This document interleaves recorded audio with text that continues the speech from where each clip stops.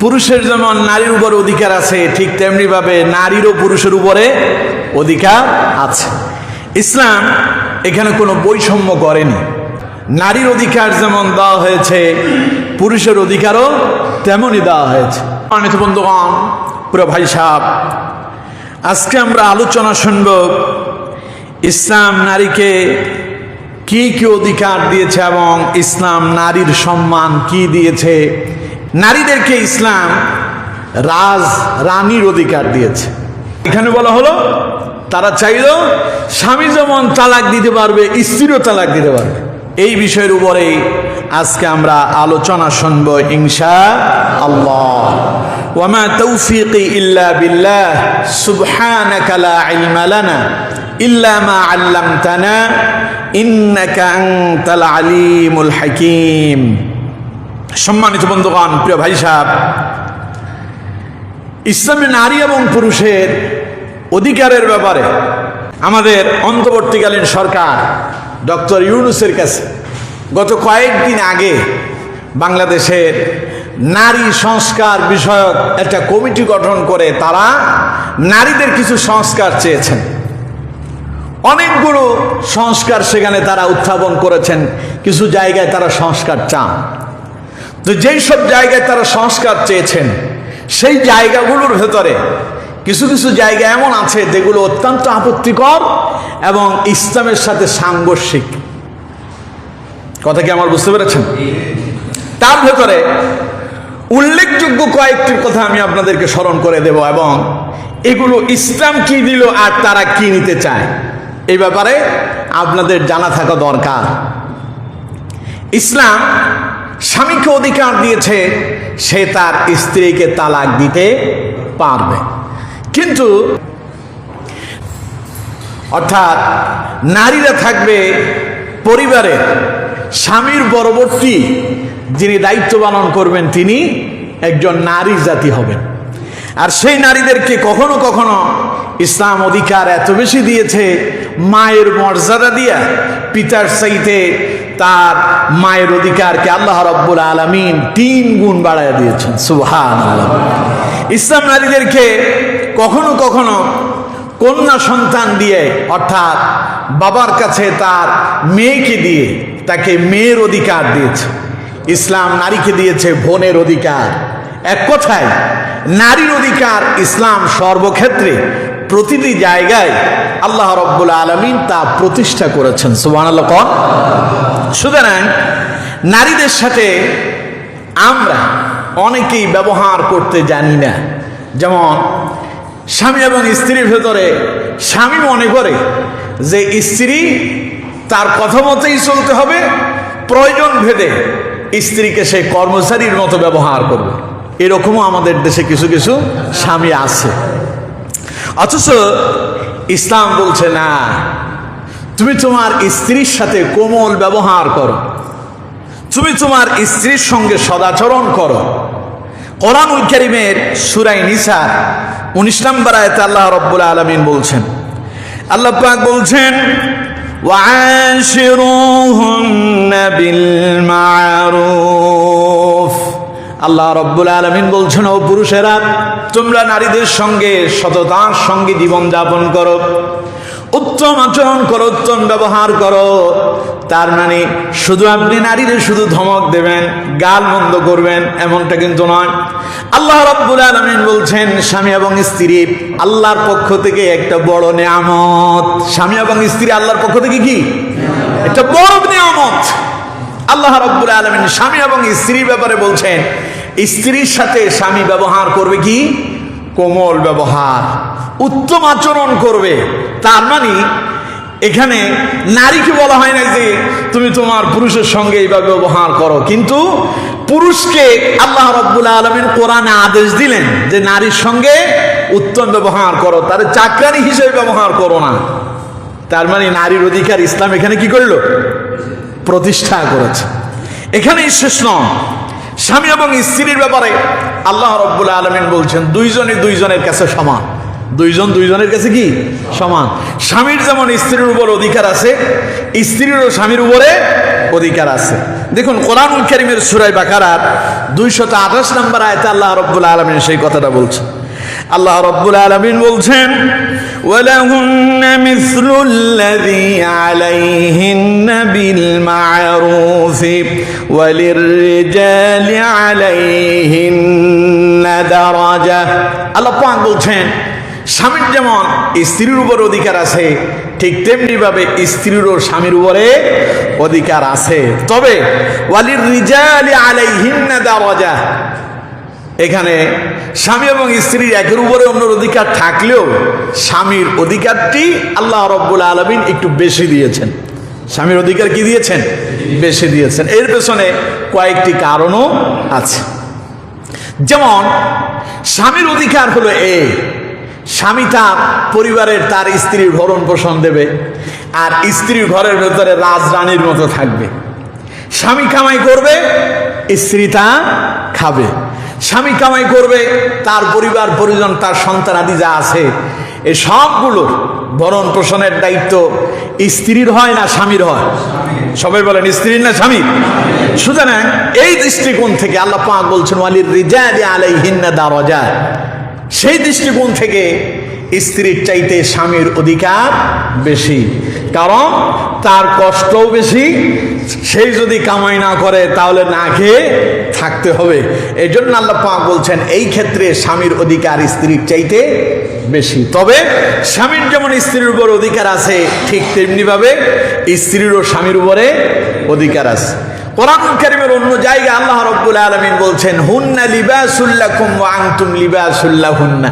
স্বামী এবং স্ত্রী দুইজনের ব্যাপারে আল্লাহ পাক এখানে সমানভাবেই বলছেন, স্ত্রী হলো স্বামীর পোশাক, স্বামী হলো স্ত্রীর পোশাক। সুবহানাল্লাহ কোন? তার মানে নারীর অধিকার প্রতিষ্ঠা করার জন্য ইসলাম যা যা প্রয়োজন প্রতিটা ক্ষেত্রেই ইসলাম তা নারীকে পরিপূর্ণভাবে দিয়েছে। সুবহানাল্লাহ কোন? ইসলামের পূর্বযুগে অর্থাৎ জাহিলিয়াতের সময় নারীদের কোনো অধিকারই ছিল না, নারীদেরকে সম্মানই করা হতো না। আপনারা ইতিহাস সবাই জানেন, একটা সময় কন্যা সন্তান হলে পরে পিতারা তার নিজের কন্যা সন্তানকে জীবন্ত মাটিতে পুঁতে ফেলত। এই ইতিহাস আপনারা জানেন না? কথা কয় না, জানেন না? তাইলে সেই ক্ষেত্রে ইসলাম নারীদেরকে বেঁচে থাকার অধিকার দিয়েছে। সুবহানাল্লাহ। কোরআনুল কারীমে আল্লাহ রাব্বুল আলামিন বলছেন, ওয়ালা তাকতুলু আওলাদাকুম খাশিয়াতা ইমলাক নাহনু নারযুকুহুম ওয়া ইয়্যাকুম ইন্না ক্বাতলাহুম কানা খিতাআন কাবীরা। আল্লাহ রাব্বুল আলামিন বলছেন, হে পুরুষেরা খবরদার, সাবধান হও, সতর্ক হও। ওয়ালা তাকতুলু আওলাদাকুম খাশিয়াতা ইমলাক, দারিদ্রতার ভয়ে তোমরা তোমাদের সন্তানদেরকে জীবন্ত হত্যা করো না। আদেশ কার? সবাই বলেন কার? জাহিলি যুগে যখন কোনো কন্যা সন্তানের জন্ম হতো তখন পিতারা মনে করত এটা তাদের জন্য দুর্ভাগ্যের কারণ। কন্যা সন্তান জন্ম হয়েছে মানে পিতা মনে করতো যে তার অসম্মান হয়েছে। নাউজুবিল্লাহ কোন? ফলে এই কন্যা সন্তান লালন পালন করলে পরে এই কন্যা সন্তান বড় হবে, তাকে বিবাহ শাদী দিতে হবে। কন্যা সন্তান কামাই রুজি করে বাবা মারে খাওয়াবে না, এই জন্য তারা কন্যা সন্তানকে বলতো যে এটা তো তাদেরকে শুধু সম্পদের পেছনে খরচই হবে, একে দিয়ে তো তার কোনো লাভই হবে না। এই জন্য পিতারা দারিদ্রতার ভয়ে তার কন্যা সন্তানটাকে জীবন্ত হত্যা করত। আল্লাহ পাক কোরআনুল কারীমে নির্দেশ প্রদান করলেন, ওয়ালা তাকতুলু আওলাদাকুম খাশিয়াতা ইমলাক, খবরদার দারিদ্রতার ভয়ে তোমরা তোমাদের সন্তানদেরকে জীবন্ত হত্যা করো না। নাহনু নারযুকুহুম ওয়া ইয়্যাকুম, আল্লাহ পাক বলছেন, ও দুনিয়ার মানুষেরা, আমি তোমাদের রিজিকের বন্দোবস্ত করি, পাশাপাশি তোমাদের সন্তানদের রিজিকের বন্দোবস্তও আমি করি। দুনিয়ায় যারা আসে, এই দুনিয়া আসার আগে মায়ের গর্ভে থাকাকালীন সময় আল্লাহ রাব্বুল আলামিন তার বান্দার রিজিকের বন্দোবস্ত করে দেয়। দুনিয়ায় এসে আপনি কি পরিমাণ খেতে পারবেন, আপনার অবস্থা কেমন হবে, কতদিন হায়াত পাবেন, আপনি লোকটা কি ভালো মানুষ হবেন না মন্দ হবেন, সব কিছু মায়ের পেটে থাকাকালীন আল্লাহ রাব্বুল আলামিন ফয়সালা করে দিয়েছেন। সুতরাং আল্লাহ পাক বলছেন, নাহনু নারযুকুহুম ওয়া ইয়্যাকুম, আমি তো তোমাদেরও রিজিকের বন্দোবস্ত করেছি, তাদেরও রিজিকের বন্দোবস্ত করেছি। সুতরাং ইন্না কাতলাহুম কানা খিতাআন কাবীরা, খবরদার তোমরা তোমাদের সন্তানদেরকে হত্যা করো না, কারণ এটা অন্যায়ভাবে নিজের সন্তানকে হত্যা করা এটা হলো মহাপাপ, জঘন্য অপরাধ। কে বলেছেন? সবাই বলেন কে? তাহলে ইসলাম নারীকে বেঁচে থাকার অধিকার, সবাই বলেন ইসলাম নারীকে বেঁচে থাকার অধিকার। এবার আসুন, বর্তমান সময় আপনারা লক্ষ্য করেছেন, এই ব্যাপারে আপনাদের জানা থাকা দরকার।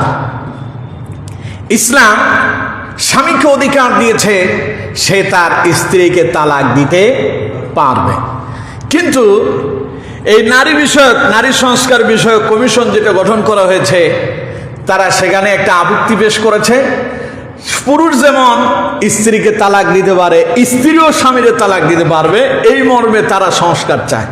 নাউজুবিল্লাহ বলে, স্ত্রী যদি, স্বামী যদি জালেম হয়, অথবা স্বামী যদি এমন পরিণতি হয় যে স্বামীর সঙ্গে স্ত্রীর ঘর করা মোটেও সম্ভব নয়, এই ক্ষেত্রে স্ত্রী স্বামীর কাছে তালাক চাইতে পারে। কথা বুঝাইতে পারলাম? তালাক চাইতে পারে, যে আমি তোমার সংসার করব না, কিন্তু স্ত্রী তালাক দেওয়ার অধিকার ইসলাম দেয়নি। ইসলাম দিয়েছে তুমি তালাক চাও, আর স্বামীর দায়িত্ব হলো যদি সেই স্ত্রীর সংসার না করে তাহলে তাকে তালাক দাও। আর ইসলাম এর সাথে, ইসলামের সাথে তাদের এই কথাটার সাথে সাংঘর্ষিক, এক নাম্বার। দ্বিতীয় নাম্বার হলো, ইসলাম নারীকে বিবাহের ব্যাপারে পুরুষ বিবাহ করবে আর নারী বিবাহ বসবে, অর্থাৎ পুরুষ কবুল করবে আর নারী সেটা গ্রহণ করবে। কথা কি বুঝতে পারলাম? এখন এই ক্ষেত্রে ওনারা এখানে একটা উত্থাপন করলেন, এই যে নারী এবং পুরুষের ব্যাপারে পুরুষ যেমন বিবাহ করতে পারবে, নারীও বিবাহ করতে পারবে। অর্থাৎ নারী যেমন পুরুষের বাড়িতে এসে সংসার করে, এখন নারী বিয়ে করবে আর সেই পুরুষ নারীর বাড়িতে গিয়ে সংসার করবে। নাউজুবিল্লাহ বলেন। এরপরে আরো একটা মারাত্মক বিষয়, তা হলো ইসলাম বলছে পিতার সম্পদ থেকে মেয়ে কন্যা সন্তান পাবে 3 ভাগে 1 ভাগ, অর্থাৎ 2 মেয়ের সমান সম্পদ পাবে 1 ছেলে। কথা বুঝতে পারছেন? সম্পদের 3 ভাগের 2 ভাগ পাবে ছেলে আর 1 ভাগ পাবে মেয়ে। সেখানে তারা উত্থাপন করছে যে তারা এটা মানে না, পিতার সম্পদ পুরুষ যেমন পাবে নারীও তেমন পাবে, সমান সমান, 50-50। কথা বুঝতে পারছেন? এখন এই জায়গায় অসংখ্য নারীরা তারা মনে করে এখানে ইসলাম নারীদেরকে বঞ্চিত করেছে। নাউজুবিল্লাহ বলেন। ইসলাম কি নারীদেরকে এখানে বঞ্চিত করেছে? সবাই বলতে হবে, করেছে? ইসলাম নারীদেরকে এখানে বঞ্চিত করেনি। বাপের সম্পদের মালিক হবে সন্তানেরা, পুত্র হলে সেও যেমন মালিক হবে, কন্যা হলে সেও মালিক হবে। কিন্তু একজন নারী সে শুধু বাপের সম্পদের মালিক হয় না, যখন বাপের অধীনস্থ থাকে তখন যেমন বাপের সম্পদের মালিক হয়, যখন স্বামীর সংসারে যায় তখন স্বামীর সংসারেরও, স্বামীর সম্পদেরও মালিক হয়। ঠিক তেমনি ভাবে তার সন্তান যদি সম্পদের মালিক হয়, সেই সম্পদও আবার মা সেই সম্পদের মালিক হয়। কয় দিক থেকে হলো? সবাই বলেন।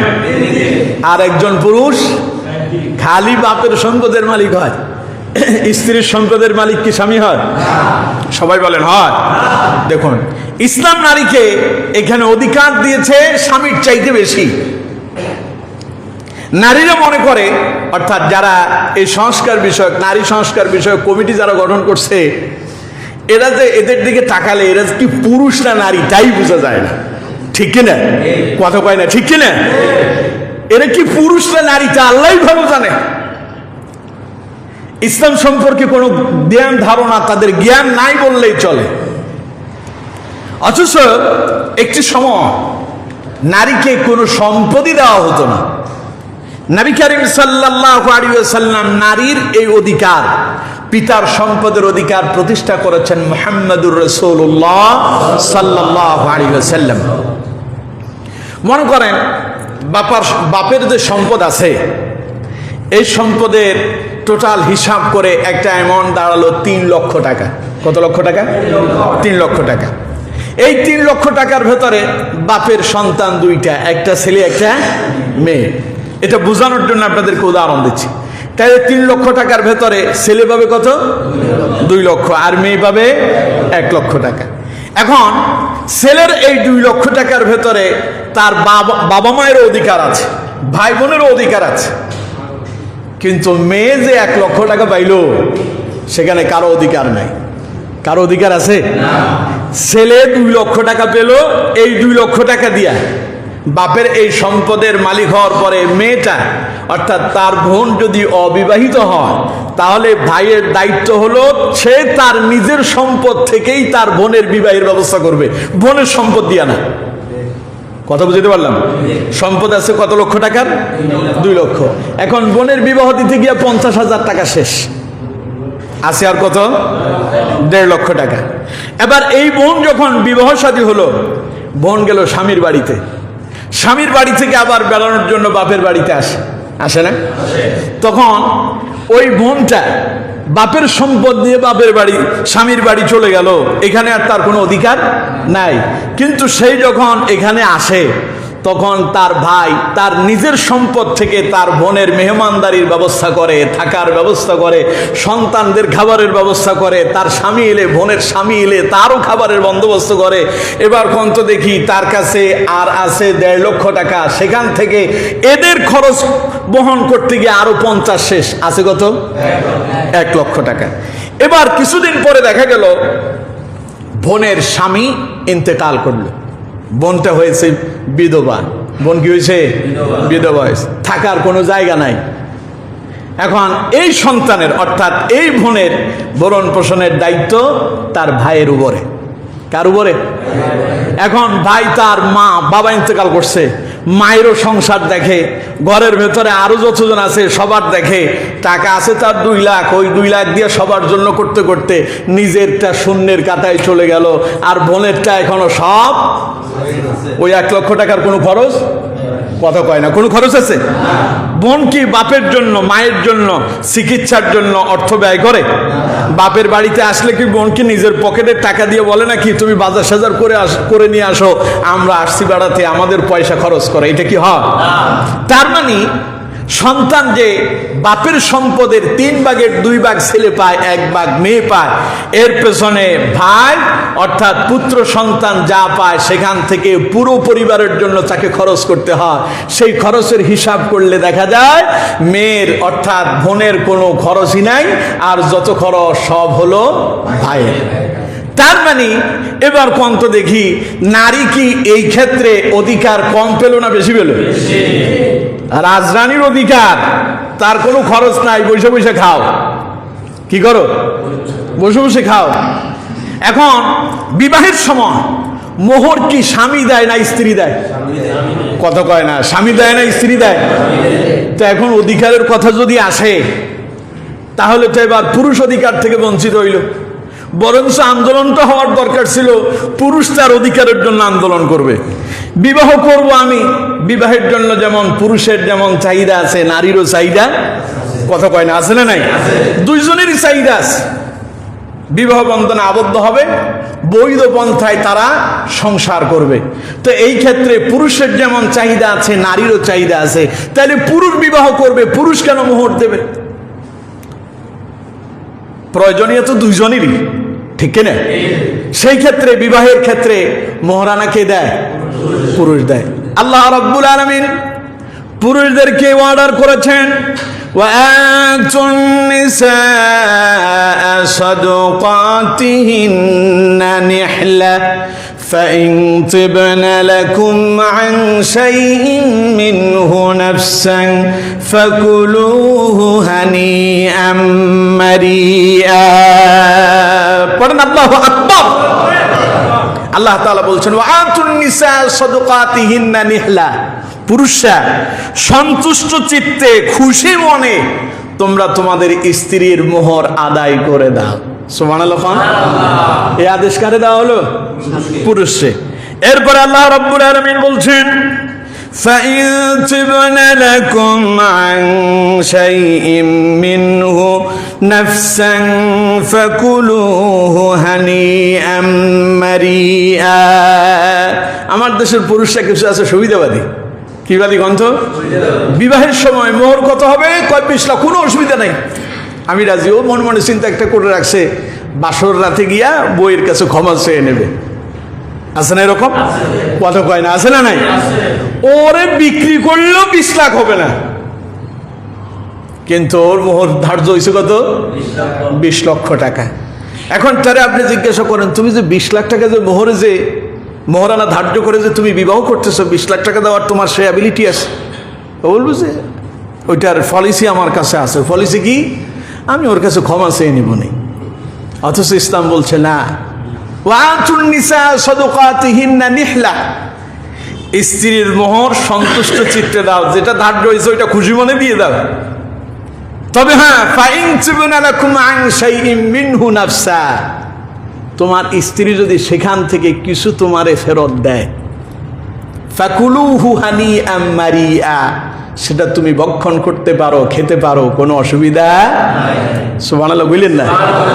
আর যদি না দেয়, 20 লক্ষ টাকা মোহরানা ধার্য হয়েছে, ওই 20 লক্ষ টাকার মালিক স্ত্রী। এখানে স্বামীর আর কোনো অধিকার নাই। স্বামীর কোনো অধিকার আছে?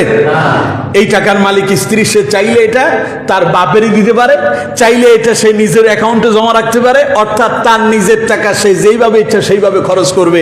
এখানে স্বামীর কোনো অধিকার নাই। তাইলে কোন তো দেখি এই ক্ষেত্রে স্ত্রীর অধিকার বেশি হলো না স্বামীর বেশি হইল?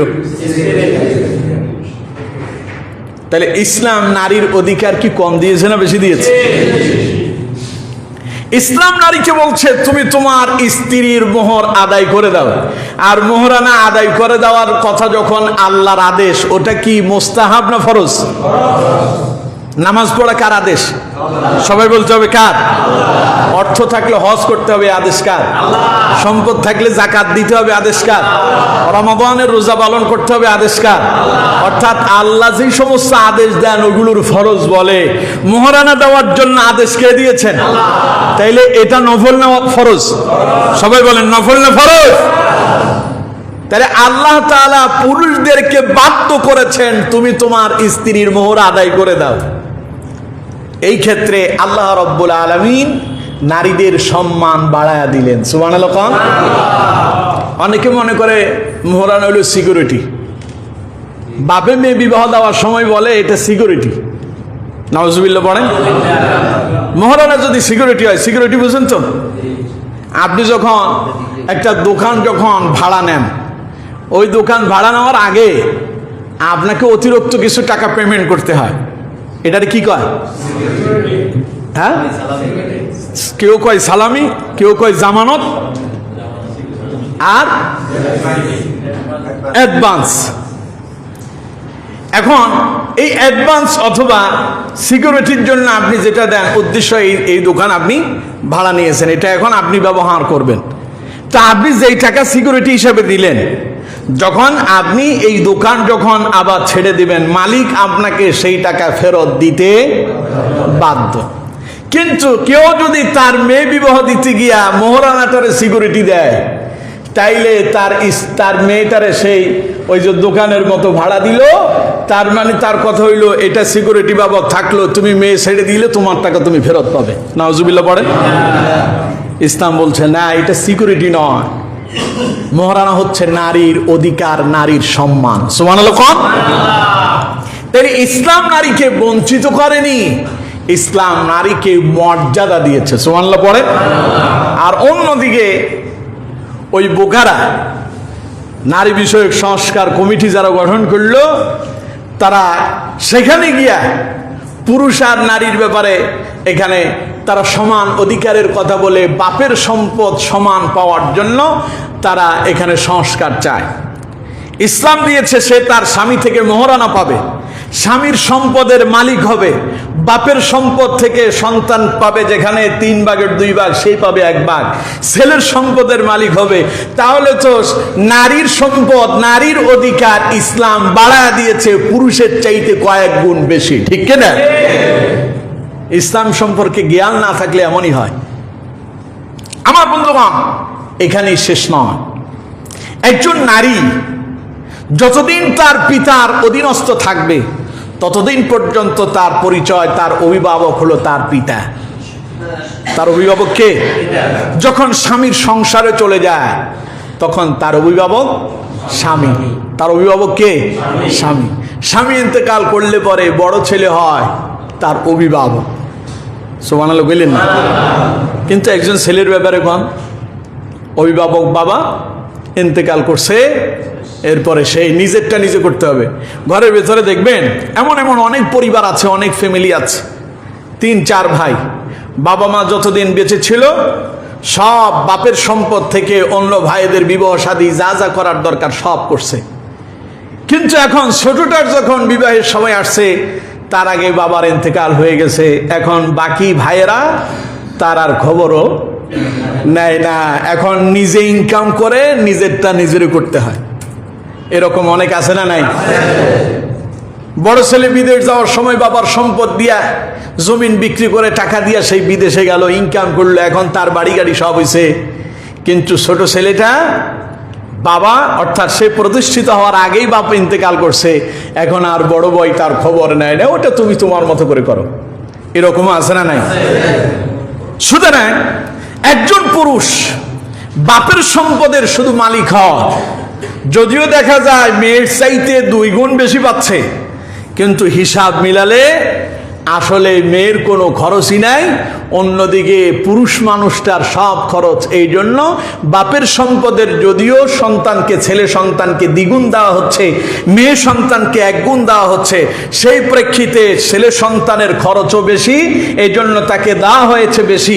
নারী মেয়ে সন্তানের খরচ নাই, এই জন্য যা পাবে তাই লাভ। এখন এখানে অধিকারের ব্যাপারে তারা চাইল পিতার সম্পদের সমান সমান অধিকার। আমি বলি এখানে তাদের আন্দোলনটা দরকার ছিল যে বাপের সম্পদের যতটুকুন কন্যা সন্তান পাবে ততটুকুন অধিকার প্রতিটি মেয়ের জন্য বাস্তবায়ন করাটা পিতার সন্তানদের অর্থাৎ ভাইদের উপরে এটাকে ধার্য করে দেওয়াটা আমরা চাই। আমাদের দেশে অনেক ভাই আছে এমন, বাপের সম্পদ খায়, মেয়ের অধিকার দেয় না। আছে না নাই? আরো জোরে বলেন, আছে না নাই? বোনেরটাও খায়, নিজেরটাও খায়। আবার এমন অনেক আছে, বোন যদি তার বাপের সম্পদ থেকে যেটা মালিক হয়েছে এটা যদি সে নিয়ে যায়, ভাইয়েরা বলে যে তুমি তোমার সম্পদ নিয়ে গেছো, তোমার আর খোঁজ খবর নেব না। এরকমও আছে না নাই? তখন আর মেয়েটা আর বাপের বাড়ি আসতে পারে না, কারণ ভাইরা আর খবর নেয় না, কারণ সে যে ওই সম্পদ নিয়ে গেছে বাপের, সে তার সম্পদ নিয়েছে, কিন্তু তোমার যে ডাবল দেওয়া হয়েছে সেখানে তার একটা অধিকার আছে। কথা বুঝতে পারছেন? সুতরাং এই জায়গাতে সংস্কার দরকার ছিল যে মেয়েটা যেন তার অধিকার, বাপের যে সম্পদ পাবে সেটা যেন সঠিকভাবে যেন সেই পায়, এই অধিকারের জন্য তারা সংস্কার চাওয়া দরকার ছিল। কিন্তু চেয়েছে কোনটা? সমান সমান। সমান সমান চাওয়া মানে গৃহযুদ্ধ বাধায় দেওয়া। 3 ভাগের 1 ভাগই যেখানে ভাইয়েরা দেয় না সেখানে সমান সমান লাগায় দেওয়া মানে ঘরের ভেতরে যুদ্ধ শুরু হয়ে যাবে, মারামারি, মামলা মোকদ্দমার এমনি শেষ নাই। এক ভাই আরেক ভাইকে জায়গা দেয় না, হাঁটার জন্য 1 হাত জায়গা ছেড়ে দেয় না। আছে না এরকম? দুইটাই একই মায়ের পেট থেকে আসছে, একজন আরেকজনকে 1 ইঞ্চি জায়গা ছেড়ে দেয় না। সেই ক্ষেত্রে যখন এই দিকে আইসা কন্যার ব্যাপারে যখন সমান বলে যখন অধিকার দেওয়া হবে তখন ঘরের ভেতরে গৃহযুদ্ধ বেঁধে যাবে। সুতরাং জ্ঞানের যদি অভাব হয় তখন এমন কথা বলে, অথচ ইসলাম বলছে না, নারীকে ইসলাম অধিকার কম দেয়নি, বরং পুরুষের চাইতে বেশি দিয়েছে। সুবহানাল্লাহ বললেন না? এরপরে দেখুন ইসলাম নারীকে কি দিল। ইসলাম নারীকে দিয়েছে আল্লাহ রাব্বুল আলামিনের প্রিয় নবী বিশ্ব নবী মুহাম্মদুর রাসূলুল্লাহ সাল্লাল্লাহু আলাইহি ওয়াসাল্লাম বলছেন নারীর পায়ের নিচে আল্লাহর জান্নাত। সুবহানাল্লাহ, বাড়ি যা বলেন। আল্লাহ নবী বলছেন আল জান্নাতু তাহতা আকদামিল উম্মাহাত। নবী করিম সাল্লাল্লাহু আলাইহি ওয়াসাল্লাম বলছেন মায়ের পদতলে সন্তানের বেহেশত। সুবহানাল্লাহ, মায়ের পায়ের নিচে সন্তানের বেহেশত। পুরুষের কথা বলা হয়েছে? কথা কয় না, পুরুষের কথা বলা হয়েছে? তাহলে নারীরে আল্লাহ আর কি অধিকার দিবে কম? এখানেই শেষ নয়, আরো অধিকার দিয়েছে। বাপের চাইতে মায়ের মর্যাদা আল্লাহ তাআলা 3 গুণ বাড়ায়া দিয়েছে। সুবহানাল্লাহ। কোন বুখারীর হাদিস, নবী করিম সাল্লাল্লাহু আলাইহি সাল্লামের দরবারে একজন সাহাবী এসে প্রশ্ন করলেন, মান আহাক্কু বিহুসনি সাহাবাতি। সাহাবী প্রশ্ন করলেন, ইয়া রাসূলুল্লাহ সাল্লাল্লাহু আলাইহি ওয়াসাল্লাম, হুজুর আমার কাছ থেকে সবচাইতে উত্তম ব্যবহার পাওয়ার অধিকার কার? নবী করিম সাল্লাল্লাহু আলাইহি ওয়াসাল্লাম বললেন, ক্বালা উম্মুকা, তোমার মা। সাহাবী আবার প্রশ্ন করলেন, ক্বালা সুম্মা মান ইয়া রাসূলুল্লাহ, হুজুর এরপরে কে? নবীজি বললেন, ক্বালা উম্মুকা, এরপরেও তোমার মা। সাহাবী আবার প্রশ্ন করলেন, ক্বালা সুম্মা মান ইয়া রাসূলুল্লাহ, এরপরে কে? নবীজি বললেন, ক্বালা উম্মুকা, এরপরও তোমার মা। সাহাবী আবার প্রশ্ন করলেন, ক্বালা সুম্মা মান ইয়া রাসূলুল্লাহ, এরপরে কে? নবী করিম সাল্লাল্লাহু আলাইহি ওয়াসাল্লাম বলছেন, ক্বালা আবুকা, এরপরে তোমার পিতা। সুবহানাল্লাহ বললেন না? তা আন্দোলন তো বাপেদের করার কথা ছিল, পুরুষদের করার কথা ছিল। যে আল্লাহ মায়ের কথা হাদিসের ভেতরে রাসূলুল্লাহ 3 বার বললেন, আমাদের কথা 1 বার বললেন। আন্দোলন আমরা করব, সুতরাং আমরাও চাই হাদিসের এই কথা মানবো না, আমাদেরকেও সমান সমান দিতে হবে। এই কথা কোনো পুরুষ বলছে না। আমার দেশে একখান কথা ঠিক, এই সমাজে মারামারি বাঁচবে, সেগুলো সংস্কার চায়। আমার বন্ধুগণ, নারীর মর্যাদা ইসলাম এইভাবে প্রতিটি ক্ষেত্রে ইসলাম বহুগুণে বৃদ্ধি করেছে। নারীদেরকে ইসলাম কখনো ঠকায়নি, বরং নারীদেরকে ইসলাম সম্মান আর মর্যাদার দিক দিয়ে অনেক গুণ আগায় দিয়েছে। সুবহানাল্লাহ। আমার বন্ধুগণ দেখুন, আরেকটি হাদিস আপনাদেরকে শোনাই।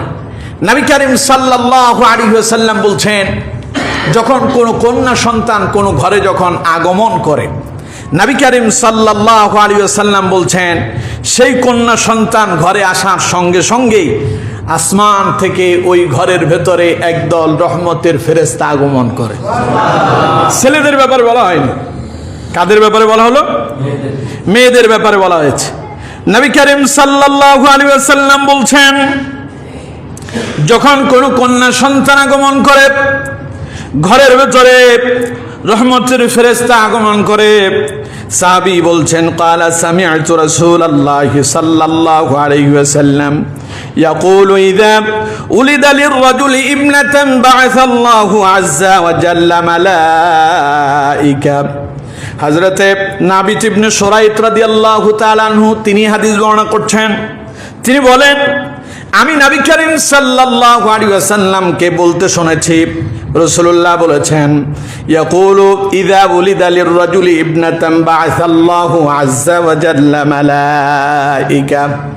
যখন কোন ঘরের ভিতরে, কোন পরিবারের ভিতরে যখন কোন কন্যা সন্তান জন্মগ্রহণ করে, আল্লাহ রাব্বুল আলামিন ওই ঘরের ভেতরে একদল রহমতের ফেরেশতা অবতীর্ণ করে দেয়। ফেরেশতারা সেই ঘরের ভেতরে যায়, ইয়াকুলুনা, তারা বলে, আসসালামু আলাইকুম আহলাল বাইত।